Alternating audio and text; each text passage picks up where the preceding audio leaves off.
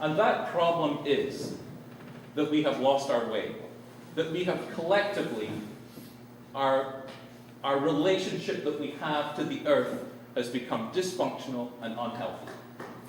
That is the real problem.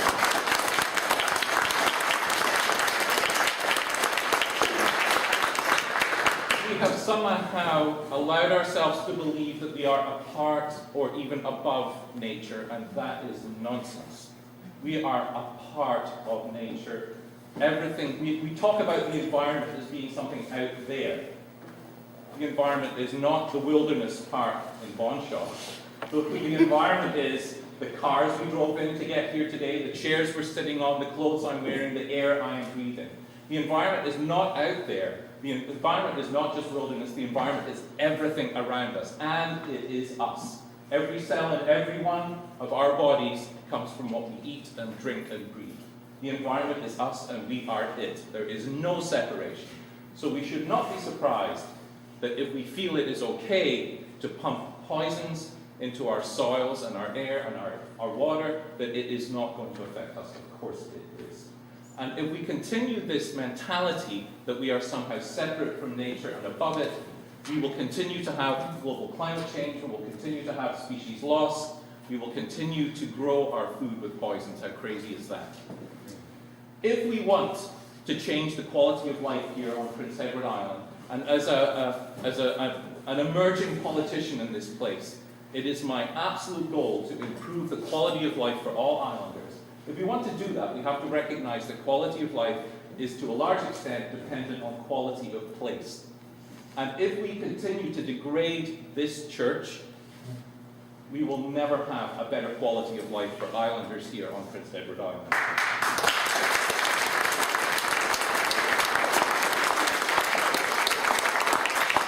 Quality of place is not just our environment, it's also providing excellent healthcare and educational services to every small rural community here. It's more than just environment. Environment is part of it, but it's more than that. And it's going to require some people with courage and vision to come forward and say we're ready to do something different. That is the politicians who get out there in front of people and say it, but it also requires courage and vision from every single islander to say, okay, I have had enough. I'm ready to try something different. I would just like to ask the panel, if you agree with my diagnosis that the real problem is that we have our relationship to the earth has gone wrong.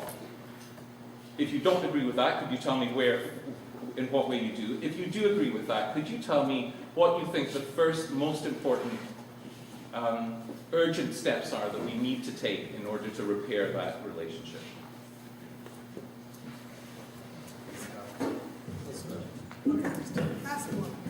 I have a 19-year-old son, his name is Michael, and I love to tell Michael's stories, and my wife's probably already cringing over here. But when he was 5 years old, he said, "Dad, can I tell you my formula for pollution?" I said, "Go for it, Michael." He says, "Dad, I think pollution is equal to overpopulation times greed times stupidity." I've never heard a better formula. I've been thinking about that one now for what's 19 minus 5, a long time. That's pretty much it. I've been working on natural resource issues for a lifetime. Here's a thought for you to throw away with. And I've talked to an awful lot of resource managers and scientists over the years. They all think that we cannot sustain 7 billion people on this planet no matter what we do. My simple formula, like Michael's, is we can afford, probably the earth can afford, our environment. 1 billion greedy, stupid people. We can probably afford 3 or 4 smart, sustainable, caring people. I don't think we can sustain 7 billion people.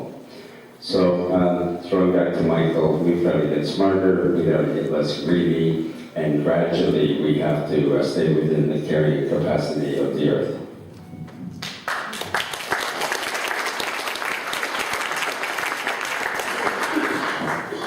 Okay, my answer to the gentleman over there, sorry, what's your name? Peter. Peter. My answer to Peter, geez, Peter, that's a pretty deep analysis. I agree with it. And what you're talking about personal responsibility. Personal responsibility is something that's owned. It cannot be given. It cannot be applied. It cannot be bought. It could be not forced. Okay, it is a personal entity. Either a person has it or they do not have it. Peter, I believe what you're talking about is individual responsibility. Yes, we have given up that responsibility. I agree with you 100% totally. And responsibility is declining every year. You see it. You could definitely see it decade to decade in the industrial society in which we live in, even more so in the United States. You see that decline in responsibility affecting the integrity of the basic social unit, which is the family. The families are falling apart. We are in a state of decline, both physically, socially, emotionally, spiritually, responsibility. So, that goes back, I appreciate your in-depth analysis, and I do agree with it. I don't deny it, whatever. However, let me give an analogy.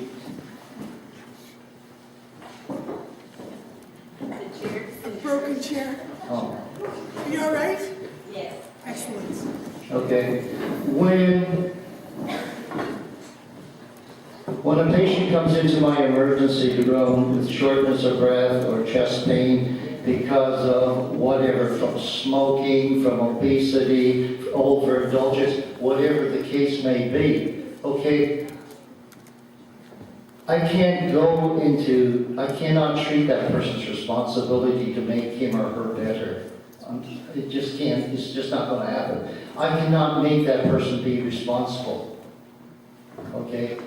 I cannot force that person to be responsible. Either they're responsible or they're not responsible. And whatever brought them into my emergency, I have to fix what I see.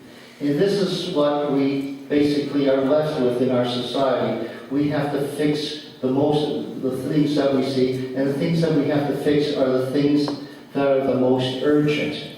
People are dying inside. People are dying of cancer. There are other things that they're dying of, but cancer is the big one. Okay, that needs to be fixed. It's not going to be easy. Okay, so like a person who comes into my emergency department with a major symptom, I've got to treat that symptom. I don't have the time, and nor does the patient have the time for me to go into the responsibility or lack of thereof that brought them into my emergency department. I've got to treat what I see in front of me, okay? So first things first. So in order to treat, we have to go backwards to the very basics that Peter was talking about. And again, I reiterate, Peter, I agree with you 100%. We have lost our contact with nature. We have lost our respect for nature. We have lost our respect for this earth. Okay. And I wanted to add something to this young lady. When I mentioned the woodlands in your answer to glyphosate Roundup, what is used in Nova Scotia on the woodlands is glyphosate. What was used before glyphosate, I'm not sure. They have a theory. I've got to keep that to myself. Okay? And I do not know how to get the answer to that.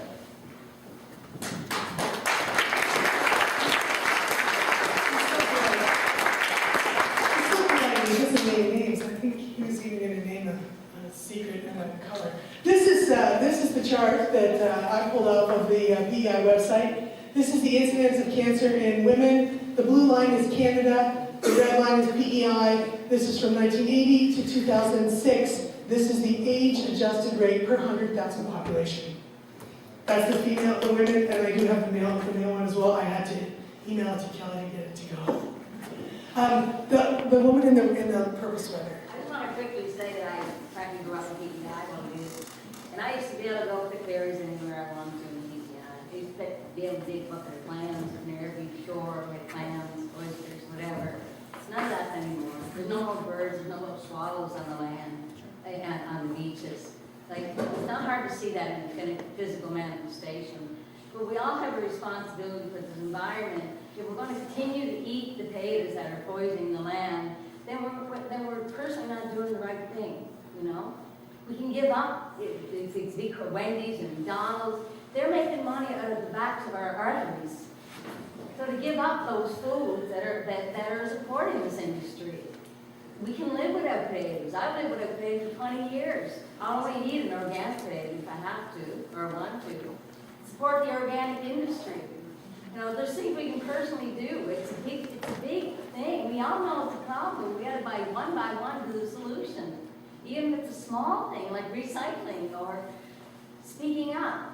You know, speaking up, make it aware that what we're eating is killing us, even with the hormones in the cattle. That's all chemicals. It's not just the dairy industry. It's a big thing, but individually we can start in one square, our little square.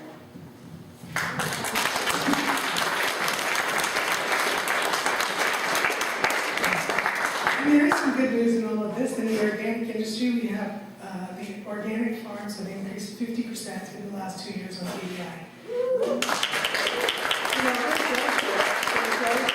know, the economy is all about growth, and the grower parish model. We can't just continue to grow potatoes forever. We have to diversify, and the organic industry is a great way to do it.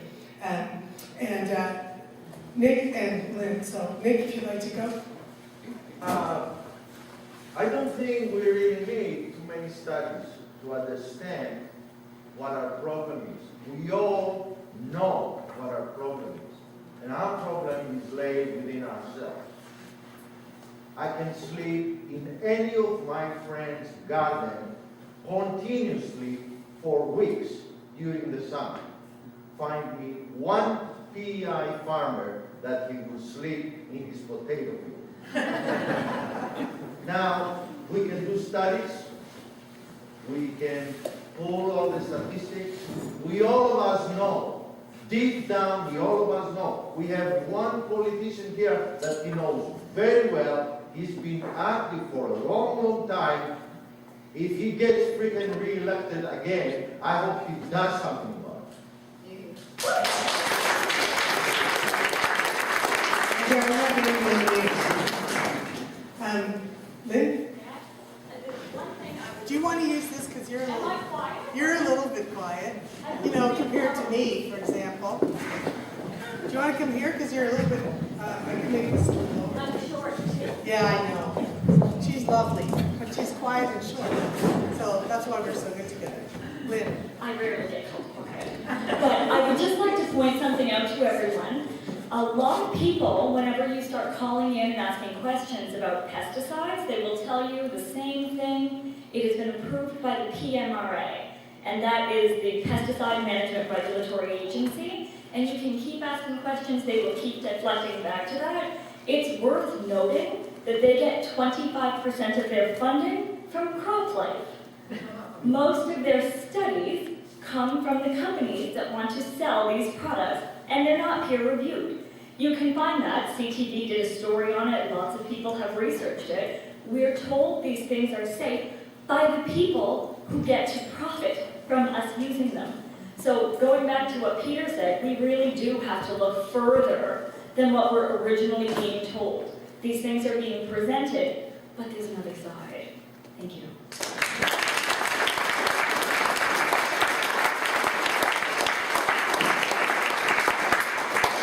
So I think we did pretty well. We're only 26 and a half minutes, or 3/4, over schedule, and Dr. Ron warned me of that right from the get-go. So if you're happy, we're happy. Again, we're so glad you came. We want to encourage you and motivate you to get interested, to be active, to not just be quiet. I just read Naomi Klein's book, and we have to stop looking away. That's what we've been doing. We know climate change is coming, we look away. We know our water's being poisoned, and we look away. We need to look right at these issues and challenge them. Can I add something to that?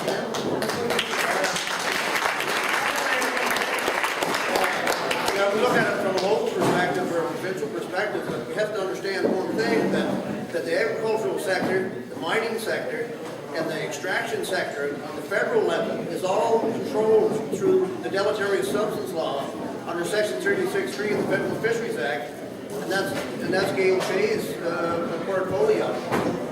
So like she said, that is a bigger monster, for sure. So it's a federal monster, so that's what we've been looking at the past 10. And I would like to mention that we did invite Gail shame, you invite your local MLA, we invited the MLAs in the adjacent districts to attend the meeting. So if they're here and you know that, you should talk to them, and if they're not here, you might want to ask them. Thank you.